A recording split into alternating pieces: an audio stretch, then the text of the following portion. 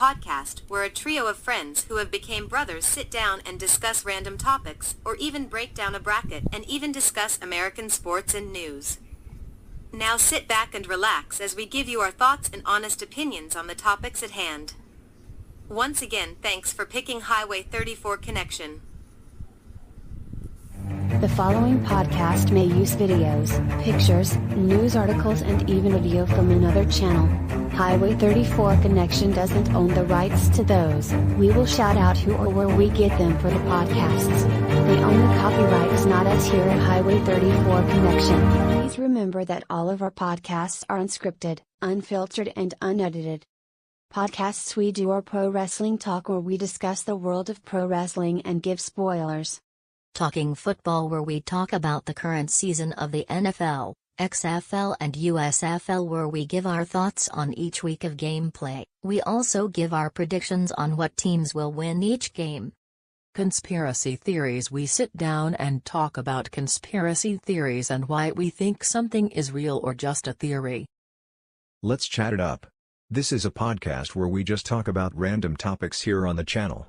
We could talk about anything, so please be warned, our podcasts are intended for mature audiences only.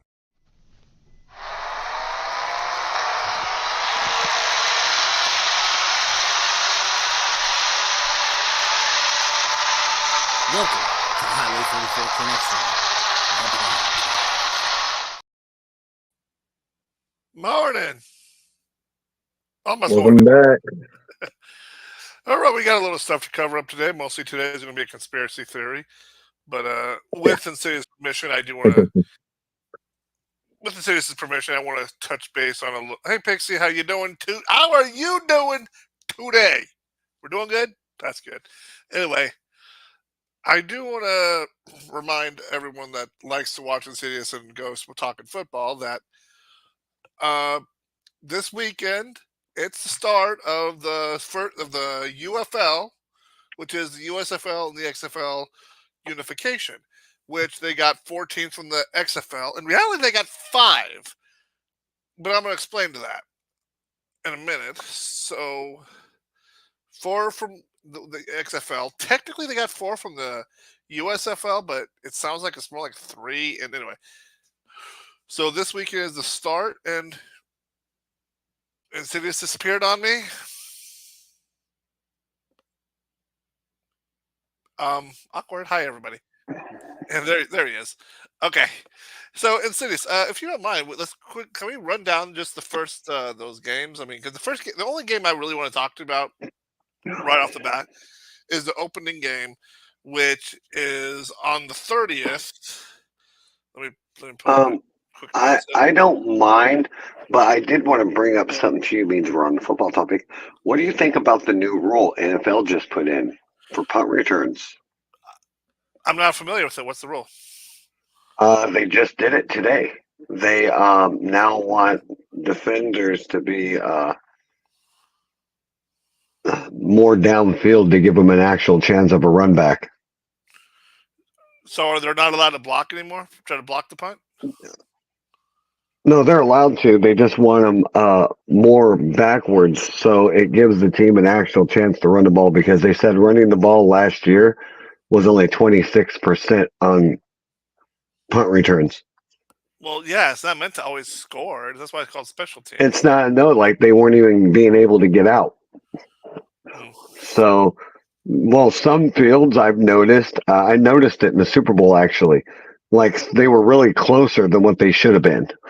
So they're going to move them back instead of having them so close to where they're automatically there the moment they get the ball. They're actually wanting to give them a chance. Interesting.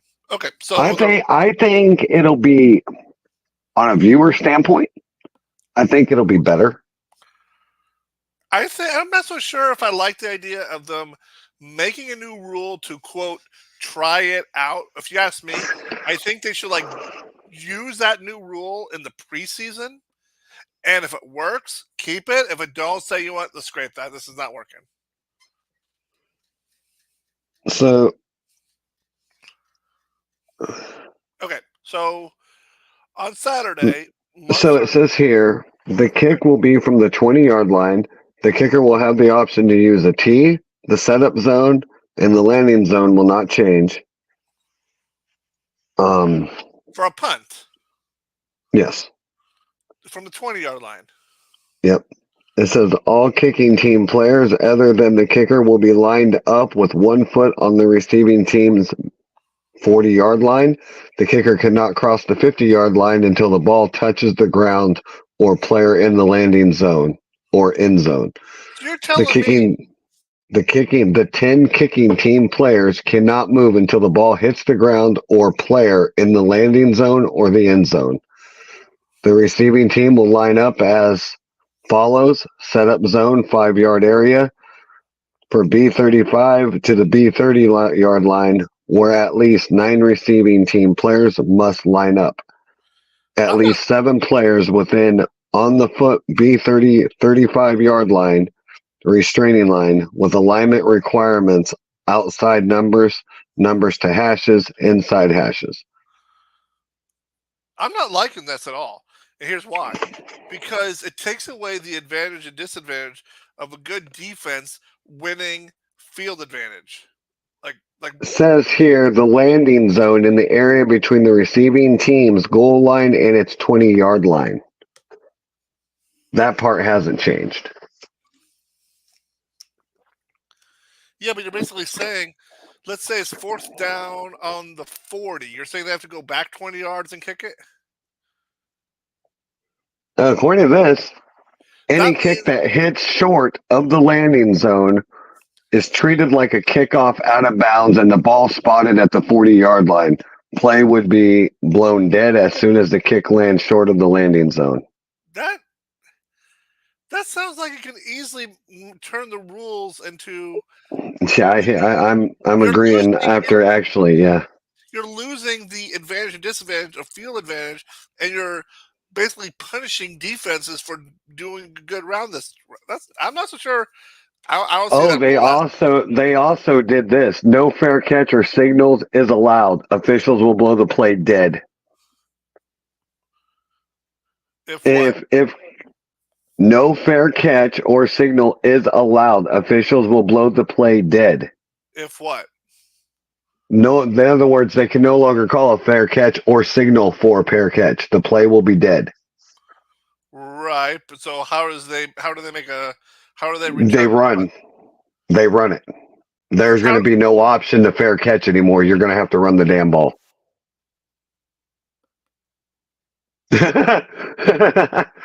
I'm not liking this. If conditions cause ball to fall off tee twice, then the kicker will be allowed to use kicking stick to keep the ball in balance. The closest covering official will pick up the stick immediately after the kick. Onside kick. 4th quarter begins. The team trailing has the opportunity to declare an onside kick to the officials. Right. Current onside kick rules would apply if onside kick goes beyond the setup zone, untouched. Right. Kicking team penalized for UNS. Return team would start to the drive at the 20-yard line. And then it goes on to the penalties. The setup zone and landing zone will not change with any penalties that carry over to kickoffs. Alignment of 10 kickoff team players and all receiving team players will not change. Only the spot of the kick would move. So in other words, all the players will stay where they're at. They're going to move the kicker forward. We're going to have to see it in action before we really make a judgment call. Because what I'm reading here is it's the kicker is the only thing that's moving forward. Everything else stays the same. Okay. So let's do a small prediction. I'm not going to ask you to do a big one because we haven't really seen any of these new teams in action yet. So this weekend, March 30th is the first game, and they're actually starting us out with a good one. They're starting us out with the Birmingham Stallions, which was... Oh, I guess it's not confirmed yet, Michael. I didn't read the fine print. Thank you. Birmingham Stallions, which was the USFL champions. They're going to face the Arlington Renegades, which were the XFL champions. And that game will be on March 30th, noon Central Time, on Fox. So then my question to you is, you have the USFL champion facing off the XFL. Last year's USFL champion faces off the last year's XFL champion. And you saw both. I think you just watched more XFL than you did at USFL. But seeing how those two teams played last year, who would you give the advantage to? The USFL champion or the XFL champion? We're combining. It's both. It's both tonight. We're doing a Their chief. No pun intended there. So don't get any ideas. It can go either way. I'm excited for this new collab, which makes it interesting. All right. No, and then the second game will be the Battlehawks, which was an XFL team, at the Michigan Panthers, a USFL team, and it'll be at 3 p.m. on Fox on Saturday. Now, and then the noon game on Sunday will be at 11 a.m. The DC Defenders at the San Antonio Brahmas, which are both XFL teams. Now, here's an interesting thing. The next game will be the Memphis Showboats at the Houston Roughnecks at 2 p.m. on ESPN. But now here's the interesting thing. The Houston Roughnecks, that was an XFL team, but in the USFL, is it wrestling related? They had the Houston Roughneck. They had the Houston Gamblers. Okay, the Houston Gamblers, and because the Gamblers liked the Roughneck name better, they just went with that. So the Houston Gamblers was the USFL team. They liked the Roughneck team name better, so they just took it when the XFL and USFL merged. So in reality, the Roughnecks kind of switched to the other side. Okay, so that's all we got for football. So yeah, this weekend, week 1, UFL. It's going to be a fun one. Okay, so back to those of you that didn't hear the ruling. So it said, this is what they're doing. They said the special teams working group will continue to work with the officiating department to examine any necessary approved rulings and or additional language that may be necessary to support this new rule. The language will be vetted with the clubs, circulated for comment to all the clubs, and finalized by the May meeting for the membership. All right. Well, I got nothing else for football, so let's get talking. I don't either. I mean, I just wanted to let everyone know the UFO was this weekend. And I just wanted to let everybody know that new rule. So I was actually kind of excited to do that one. All right. If anything, let's start with that as a conspiracy. Do you think they're going to put up those rules? Or this is on. I want to make this a 2 question. Question 1, do you think they will? Question 2, do you think they should? Well, this is the thing. This is on the actual NFL football operations, and the title says new NFL kickoff rule. And this was posted 12 hours ago. But then you went on to say that it wasn't official. Yeah. If they're wanting to work with special teams, I think it's an idea. I think they made it a rule, but it can always change before, the season starts. It's like any other rule that they've done to where it sounds good. Let's let it work with special teams. Let the clubs try it and see where it goes. I can see where, you have, I think me and you had this conversation earlier last season, that you have beast run returners that just couldn't get out the fucking gate last year. A lot of them couldn't even get going. But is it really their fault, or maybe you just got good defense? I'm wondering if NFL didn't see something that maybe we seen it. I mean, I think me and you said it not Super Bowl. It was a couple games before that where we said it seemed like the players were getting there faster. Like they didn't have a chance to even get going. As soon as they got the ball, they were down.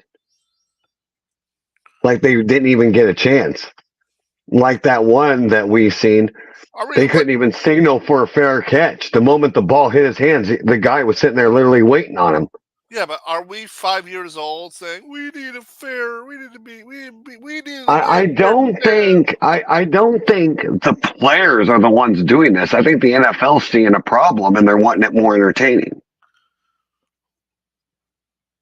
I mean, is it really entertaining to watch a guy literally wait for the guy to get the ball and then just sack him?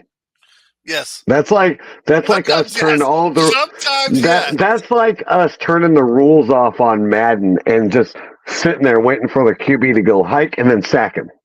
Dude, that's what game was that? That was the game that NFL Blitz. Thank Blitz. you. Yeah, that's Blitz, baby. That is Blitz. Dude, in Blitz you could clothesline him, man. Yeah, man, it was like that Blitz. That game was like wrestling mixed with football. But no, as far as conspiracies go, I mean, I think with this rule, I think it does benefit. It benefits all teams. It's not something that's going to benefit just say the Chiefs, just say it's going to benefit the Ravens. I think it's going to benefit all teams. Benefit the Chiefs, you know that. We had to protect Patrick Mahomes. I roll. Yeah. Anywho. Right. So the original topic for this one was skinwalkers. Yep, we're going to talk about Paul today. Hey, right. Two-Face could be. I know. Hey, Newfie. Two-Face really could be. Two-Face really could be a skinwalker. You're right. Chief, you better watch it. There has been tales about cats. Anyway. Cats and dogs. Oof. Aye. And bears, apparently. Woo. All right. So, I've been seeing these videos, and I've seen them on TikTok. I've seen them on YouTube. But if you do the search, now, there's been no sightings except for random people saying, look, we caught one. No, you caught a dog being a dog, doing dog things.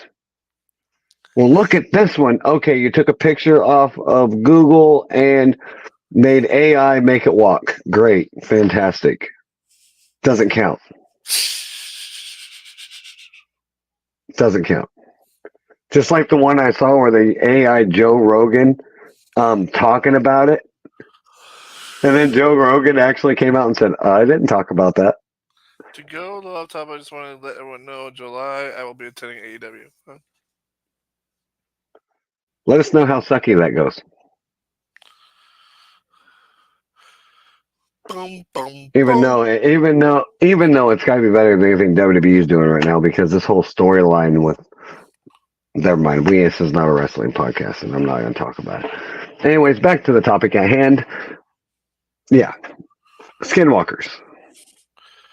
All right, so skinwalkers, because there has been so much lore that's skinwalkers, shapeshifters, anything in that ordeal. Even where skinwalkers are real. Where have you seen one? I haven't. Anyway, just saying. There's also even a werewolf comes from the lore of skinwalkers and changers and stuff like that. So the question is, where the fuck did this shit come from? Actually, I'm glad you brought that up, because I actually have just had it up. So I will be more than happy to bring that back. So, according to Wikipedia, the most common variety seen in horror fiction by non-Navajo people is one of the several variety of walkers in the culture. Specify they are type of something Navajo witches, pretty much. But representing the entities of the Navajo culture values come community healers and culture workers are known as medicine men and women, or by other positive terms in the community, and witches are seen as evil, performing harmful ceremonies and manipulative magic, and a provision of good works. Medicine people traditionally perform in order to practice their good works. Traditional healers may learn about both good and evil magic in order to protect against evil, but people who choose to become witches are seen as corrupt.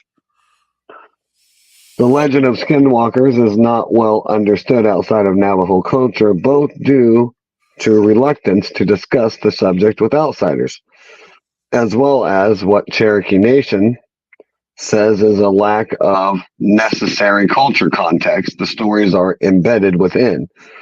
Traditional Navajo people are reluctant to reveal skinwalkers' lure to non-Navajos or discuss it at all among those they do not trust. In response to Navajos incorporating the legends into their writing, which would also specifically impact with J.K. Rowling, did so. That's when this is done. We as Navajo people are now opened up to a barrage of questions about these beliefs and traditions. So, and really, it's just nothing more than a myth and a legend. There's no actual ties to anything of it being real, per se. Mm-hmm. So is that so it's Skinwalkers this week, Wendigos next week? Is what? Skinwalkers this week. Are we doing Wendigos next week? Wendigos. Oh man. You know what's funny is I saw these videos. Hey. Well, not according to Navajo culture, they are around the same according to this. A myth is a myth, a legends are legends. Hold on. No. I'm gonna break this. But I was going to ask Newfie. Newfie, what do you think the difference between a myth and a legend is? Well, that depends on how you describe legends. Legends could be as a person. Legends can be as a story that's told many times over with the same concept of a myth. Well, I know. I get you. I just want to know what the individual's put it.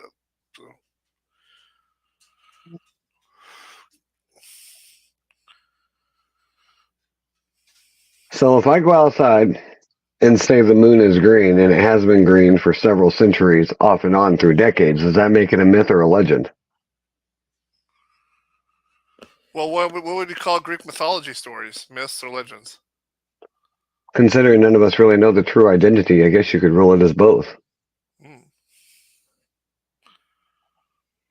It's kind of like our history classes, man. We don't even know half of that shit if it's true or false. Here's a question for you. We're both Christians. What's Noah's Ark? That's a proven fact. We don't even need to bring that up. Moses parting the Red Sea. Again, proven fact. They've already proved this. How'd they prove it? They actually walked through and showed it. They followed the Bible and took you there.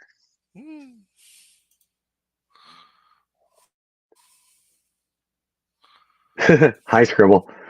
So no, I mean, but back to it goes.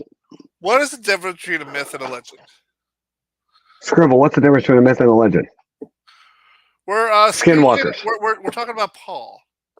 Also known as a skinwalker, shapeshifter, werewolf, basically going from the original of what they are. Newfie, you just need the knowledge.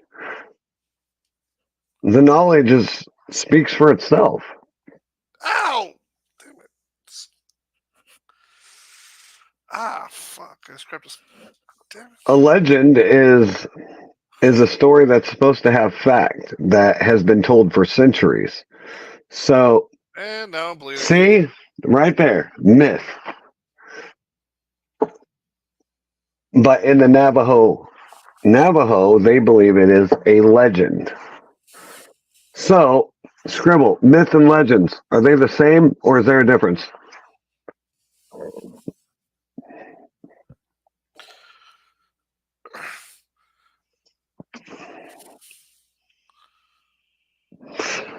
Even though being able to turn into a werewolf would be kind of fucking cool.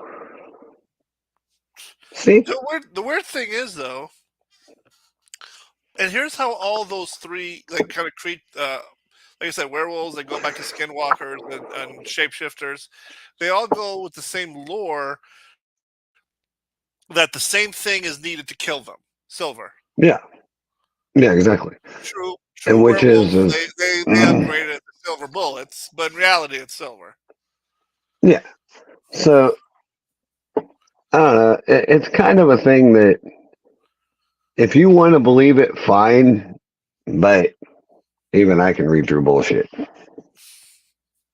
I mean, And I'm not one to judge. and Scribble, you just showed up when I said apparently we're doing Wendigos next. Some people, how do you say that anyway? Some people say Wendigo, some people say Wendigo. Which one is it? Lizard people. Close family friend.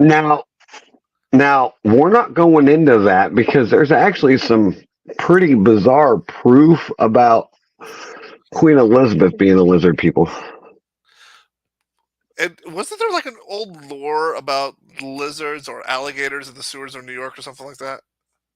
Yeah, there was that one. Pixie goes, "Oh God." And it's not too far fetched to say Joe Biden might be part of the lizard people. Wendigo. So Scribble's saying it's Wendigo. Wendigo. Wendigo. It's kind of fun to say. Wendigo. Yeah, they're funny. Wendigo. But you never want to come across with those. According to Wouldn't want to come across a vampire either. According to the Native American superstition of a Wendigo, it's a human that's usually it's either a miner or oh dear, no, that's a different day. I don't have a year. What I think a Wendigo would be a miner or someone that be in that area.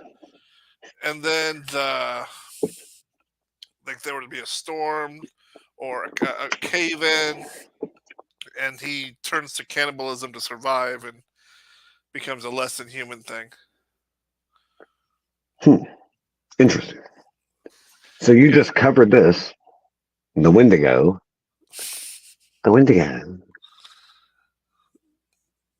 So what's up with the Appalachians? Well, one of us does have Google already open. Let's go and look around.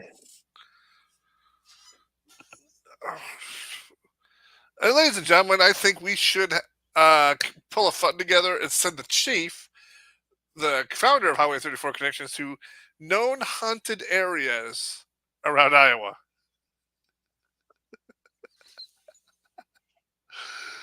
Who would go with that? Who would go with that if we sent Chief to haunted places? I would be down to do that myself. It's possible due to the fact that we know cannibalism does change the human body and mind.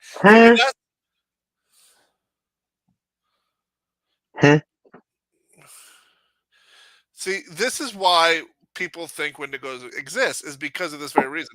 They believe that eating human flesh could make you stronger, faster, but in reality, but it also turns your mind into something less human. At this point, I think I'm less human. No arguments here. Hey, fuck off. Love you too. Dick? What is it? What is it? No. I was gonna go and We're on Twitch right now. I'm on Twitch, YouTube. And I don't know where the hell. Facebook. What? Scribble, what are you talking about? You should be able to find us because I'm live. You're following me. Bring me your phone.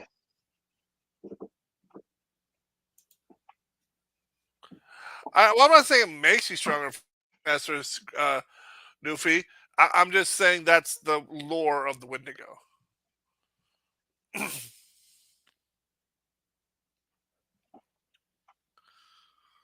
The Appalachian Mountain rules. If you hear your name when you're alone, no, you didn't. If you hear anything in general when you're alone, no, huh? Okay. Depends on how you define that one, Scribble.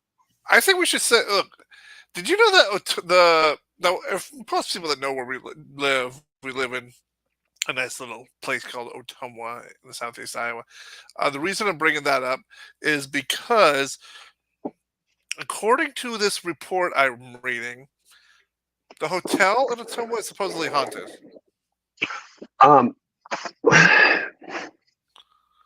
It's already been done. The Iowa Paranormal crew already went in there. And? I don't know. I don't think the results was ever conclusive.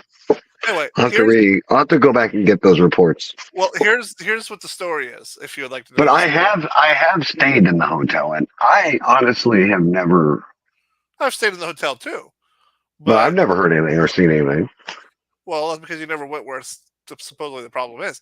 All right. Let me what? What problem? You didn't go where the issue is. Presidents have stayed in that damn hotel. Would you please let me tell you? Let me read the story. Wait. Do not look into the woods too long.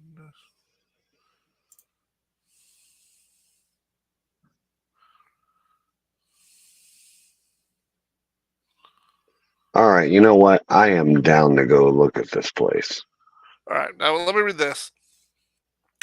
The Ottumwa Hotel, built in 1917, it was built as a luxury hotel. It was then closed in 1973 and then reopened in 1982.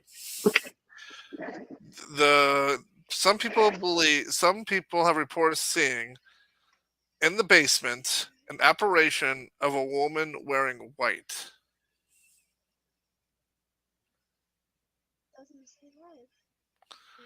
Insidious, your thoughts? Right there. And he didn't pay sorry, I was busy. Repeat again. All right. The Ottumwa Hotel, built in 1917 as a luxury hotel, building was closed in 1973 and sat abandoned for a decade when in 1982 a local family purchased the property. However, people have reportedly saying that in the basement there is an apparition of a woman wearing white. In the basement. In the basement. In the basement. Well, sounds like I need to get on the Iowa Paranormal's website and have a look-see. That's what this sounds like. We're also not so far from Burlington. You want to go down the Stone Hollow Road? I've seen that one, and I'm going to call that one debunked, considering a lot of people have been on YouTube and already done that. All right. For those that don't know the story, it says Iowa has a strange collection of haunted roads, and one of the scariest one is outside of Burlington. Comes with the story of a woman named Lucinda, who reportedly threw herself off a nearby cliff after learning her husband left her. While locals avoid this road at night, it is a popular spot for ghost hunters. It says that if you say her name 3 times, her ghost will appear standing atop the cliff. But be warned, should she lay a rose at your feet, legend says you'll meet your demise the following day. Yeah, yeah. All right. I don't know if I buy into that. That's just me, though. In Iowa, they also call the Matthias Ham House in Dubuque. Heard of that one? Dubuque ain't far. All right. It's the Home Turned Museum. The home's former owner, Matthias Ham, comes to Dubuque in 1833 to take advantage of the steamboat business, where he meets his wife and expanded his home to accommodate their 6 children. Throughout the years, several family members died, including Ham, his first wife, and their daughter, as well as an intruder shot and killed by their daughter, Sarah. Since being turned into a museum in 1964, employees and visitors have reportedly seen haunted things such as cold breezes randomly blowing through the house, objects moving and flickering lights, all that stuff. I get that in my own house. I don't need to go somewhere else to deal with that. How about the Squirrel Cage Jail in Council Bluffs? That don't even sound fucking amusing. Next. The Squirrel Cage Jail in Council Bluffs was built in 1885 and used until 1969. Today it's a museum, a tourist attraction. They reported seeing several ghosts, including that of the jail's first resident and a young girl entirely in gray. You know what? I get time. I might actually take on some of these. But all right, I'm gonna have to wrap this one up because I gotta go and pick up my Uncle Brent and take him home. Very well. We have thanked everybody for listening to the nonsense that is Skinwalkers. Insidious and Ghost.